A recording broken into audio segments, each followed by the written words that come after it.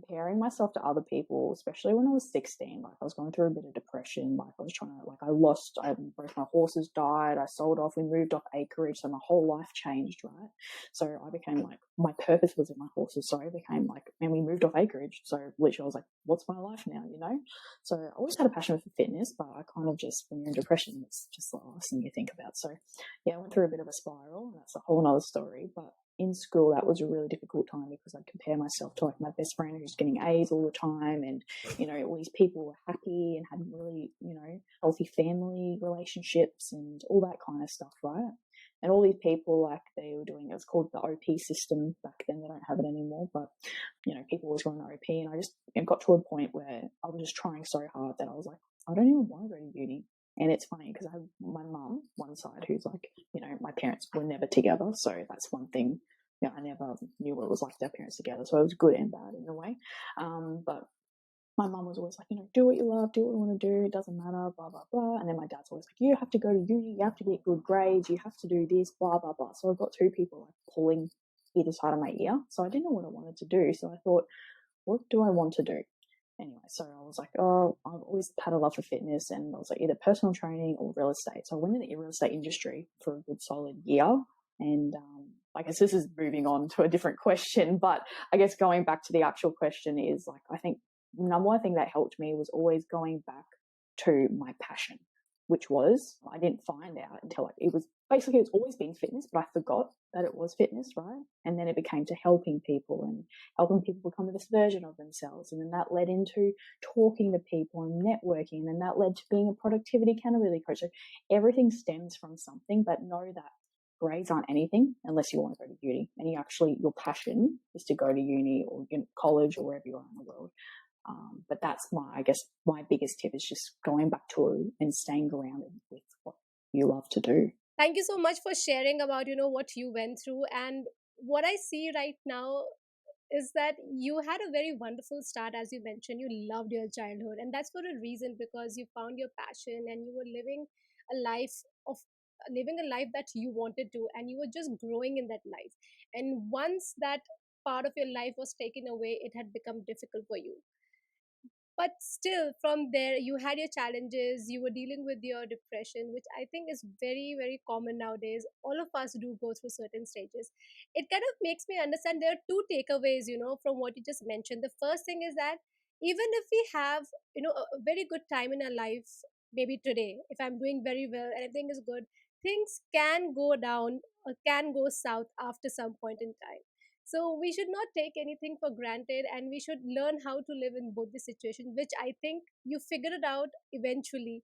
And I'm so happy that you're able to share that with us, because our listeners who are listening to us today, and even the viewers, they can understand that whatever is happening in their life, the ups and downs, it's very natural. And if today they are not feeling well, something is not going well, they can bounce back, because I think that's what happened in your story, and you did make that happen for you.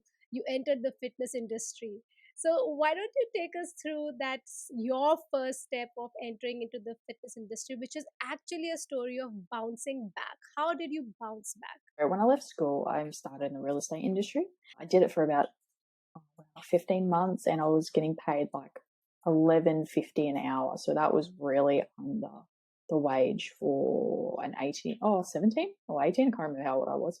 But I was working really hard. I eventually was admin, then property management. I was running the whole office, and then I was sales associate and was door knocking and cold calling. I was working really hard. And the thing is, I was at a home and I just couldn't afford to live. Like, it was terrible.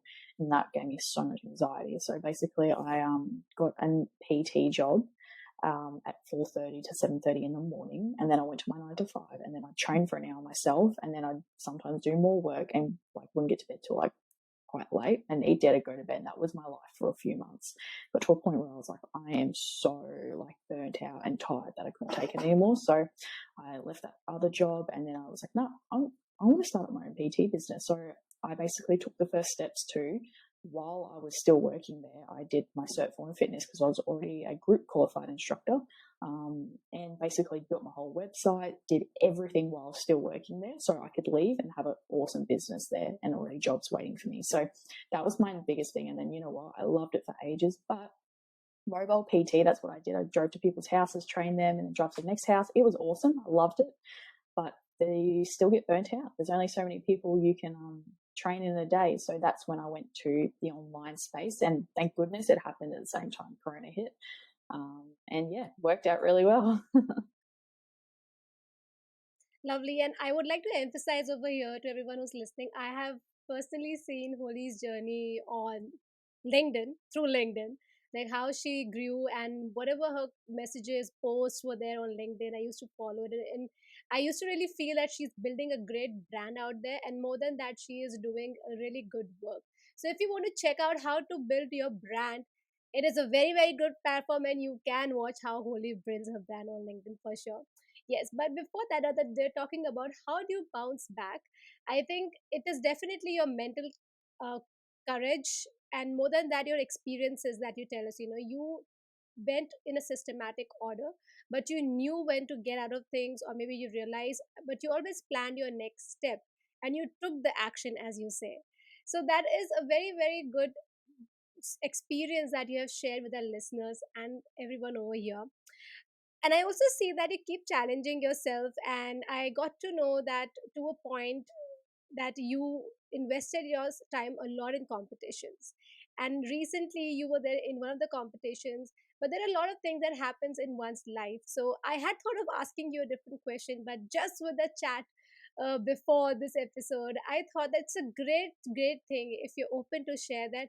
How things if don't go their way, how do you turn things around to your situations that are best for you? If you can give our listeners top 3 tips how to turn around things in your favor even if things are not going your way. Success is the biggest roller coaster you'll ever go on. So the more you do, the more ups and downs you have. It's simple as that. So I think it all goes back to last year. I was supposed to compete in a bodybuilding comp. I was living with someone at the time, like it was just a friend, well, it wasn't really a friend. Anyway, it didn't work out. We did not get along. So which means that my living environment was just horrible. I had so much anxiety even going home.